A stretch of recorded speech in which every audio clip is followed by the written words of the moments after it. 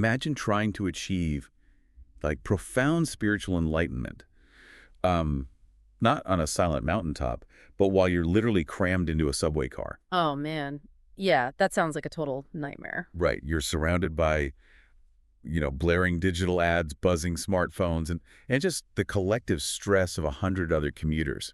I mean, it sounds like a recipe for a nervous breakdown. It really does, because we have been conditioned to believe that finding spiritual peace requires, well, cartography. Cartography. Yeah, like you have to look at a map, find the most remote, greenest peak far away from cell towers, and you point and say, there it is. That's where I'll find peace. Exactly. But what if the chaos of the city is actually the exact training ground your soul needs? So, welcome to today's deep dive. We're exploring how to become a modern mystic without, abandoning your career, your smartphone, or your daily commute. And we are grounding this entire conversation in a really fascinating, deeply personal source today. It's a book called Sufi in the City by Husni Hussein. Which is such a great title. It is, yeah. It's basically a reflection on integrating the ancient inner path of Islam, which is Sufism, into the glass, steel, and concrete of the urban metropolis. And what makes this so compelling, I think, is the juxtaposition. Because when most of us hear the word Sufism, your mind immediately conjures up whirling dervishes or vast ancient deserts. Right. Or some kind of quiet monastic retreat. Yeah, exactly. Yeah. Yet this source argues that the ultimate place for a mystic today is actually not in seclusion. It's waiting in line at a traffic light or, sitting in a high-rise cubicle. Which is wild to think about. It is. But to understand that leap, we first have to diagnose the specific illness of modern city life. Like, why do we even need urban Sufism in the first place? Well, the text points out this really fascinating paradox. The city pulses with stimulation. I mean, we are just bombarded by screens and notifications and the pressure of ambition. Just constant noise. Constant. But while it feeds us all this external stimulation, it actively starves us of stillness. So we end up in this state where we succeed more, but we actually feel less. Yeah, the book describes this specific symptom as a tiredness not of the body, but of the spirit. It's like spiritual overstimulation combined with emotional undernourishment. That's a really good way to put it. Okay, let's unpack this a bit. It's sort of like walking around with 100 tabs open on your brain's browser. Oh, I know that feeling. Right. The computer is whirring, the fan is screaming, but nothing meaningful is actually loading. Yes, exactly. You're constantly downloading data, but the source says what we actually need isn't more content, but contact. Contact with our own soul. What's fascinating here is how the book frames that exhaustion, because that spiritual ram drain often triggers an internal whisper. You know, that feeling of, is this all there is? The 2 a.m. ceiling stare. Exactly. And modern culture usually tells us that feeling is a breakdown, and the cure is usually more consumption, right? Go buy a vacation, get a new app. Treat yourself. Yeah, but the book reframes this entirely. It views this inner ache not as a flaw to be medicated, but as an urban awakening. It's a crucial signal. It's literally the soul knocking on the walls of your life. Wow.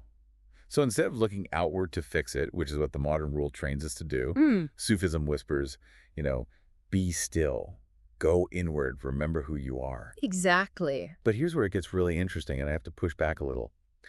If the city is the cause of this spiritual exhaustion, the logical reaction would be to flee, right? You would think so, yeah. If the city is actively designed to distract us, isn't staying in it just setting ourselves up for failure? I mean, isn't trying to find inner peace in a metropolis like trying to diet in a candy store? That is the natural question to ask. But the source argues very strongly against escaping. Escaping the city is actually framed as too easy. Too easy. Really? Yeah, because it misunderstands the real enemy. The text insists that the urban dervish doesn't wear long robes or flee the city. They wear sneakers, jeans, and earbuds. Okay, I love that image. Right. You stay in the city because the true battle isn't with the billboards or the traffic. It's with the nafs, which is the ego self. Ah, the ego. Yeah. And the nafs absolutely thrives in the city, doesn't it? Oh, it feeds on it. It feeds on likes, ambition, purchases. And the ego is actually terrified of silence because, well, in silence, the ego fades. So the city is basically an all-you-can-eat buffet for the ego. Completely. And if we connect this to the bigger picture, the author draws on historical precedent here. Prophet Muhammad didn't live out his life isolated on a mountain. Right, he was in the thick of it. Exactly. He lived a fully integrated life among markets and negotiations, but he retreated to silence internally, even when he was completely surrounded by people. So it's a paradox. The distractions in the city are weapons used against us, but they are also invitations. Yes, invitations to deepen your practice. The urban environment doesn't exclude you from the path, it deepens your need for it. And the text calls this jihad al-nafs, right? The inner battle. That's right. The true challenge isn't finding a sanctuary in the mountains, it's building a sanctuary in your heart. You still work, but your work is for God. You live in motion, but you carry stillness in your chest. Okay, but let's shift to the practical side of this, because that sounds beautiful in theory. But hard in practice? Very hard. How do you actually do this on a Tuesday morning when you're late for a meeting and your kid is sick? Well, the source talks about reimagining this concept called khalwa. Khalwa. Yeah, it translates to spiritual retreat. Now, historically, that meant isolating yourself in a room or a cave. But modern khalwa isn't about removing yourself from a world. It's about returning to yourself while within it. How does that look day to day? Through these really specific micro practices, for example, there's the pre-screen pause. Oh, I need this one. We all do. Before unlocking your phone, you literally place your hand on your heart and ask, what do I really need right now? Oh, wow. Just forcing that moment of awareness. It's almost like spiritual microdosing. That is a perfect way to describe it. You don't need a month-long sabbatical. You just need to inject these tiny droplets of presence into your mundane routines to sort of immunize yourself against the chaos. What are some of the other micro practices? There's the 2-minute retreat. You just close your eyes and repeat Ya Salam, which means, oh source of peace, until you feel calm. Just 2 minutes. Yep. Then there's the urban itikaf, which is spending 20 minutes a week in a quiet spot with no phone and absolutely no tasks, just sitting. Just 20 minutes a week. I mean, that sounds doable, but also incredibly difficult for a modern brain. It is difficult, but it resets the system. And they also talk about everyday dhikr, or remembrance, saying Bismillah before getting into an Uber, or repeating Ya Latif, the subtle one, before replying to a really stressful email. Just to change your own internal state before you react. Exactly. The author even suggests using noise-canceling headphones on your commute, not for music, but to intentionally listen to the silence. I love that. So the idea is that baraka, or blessing, actually lives in these totally mundane details. Yes. There's a quote in the book from Imam Junaid al-Baghdadi. He says, "The Sufi is the child of the moment." The child of the moment. And this points to a really huge danger that the book warns about, which is the myth of the holy moment. The idea that spirituality only counts if you're in a mosque or on a yoga retreat. Exactly. That false belief that the sacred is somewhere else. The text argues that if your spirituality cannot survive doing the dishes or, laundering socks or answering emails, then it cannot survive your life. Because that is your life. Yeah. The ordinary stuff is the bulk of our existence. Precisely. Okay, so everything we've talked about so far is very internal, very individual. But moving from the micro to the macro, how does this internal shift actually impact the physical external city that we all share? This is where the book brings in the philosophy of Professor Alates. It's pretty profound. The text reveals that the physical city is actually a mirror of the human soul. A mirror. How so? Well, a chaotic, noisy, gridlocked city is basically reflecting hearts that are engulfed by ghafla, which is heedlessness or spiritual amnesia. So the root of the urban crisis, the traffic, the crime, the pollution, the book is saying these aren't just logistical problems. Right. They are symptoms of what Alatas calls the dislocation of meaning and a loss of adab. Adab.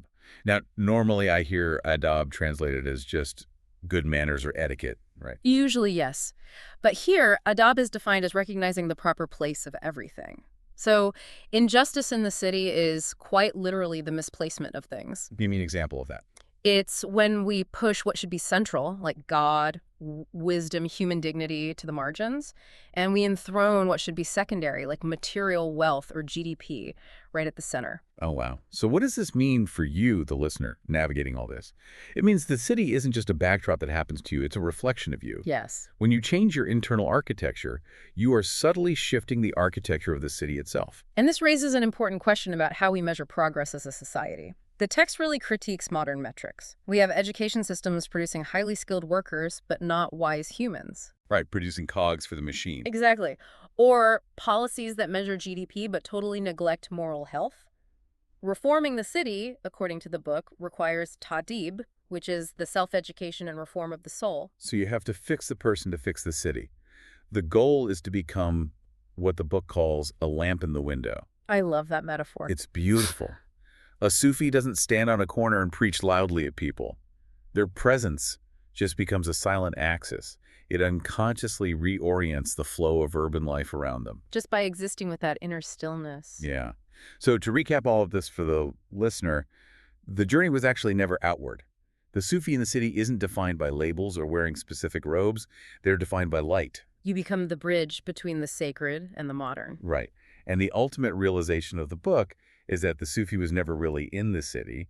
The city was in the Sufi. That internal state dictates the external reality. Which leaves us with a really provocative final thought to mull over.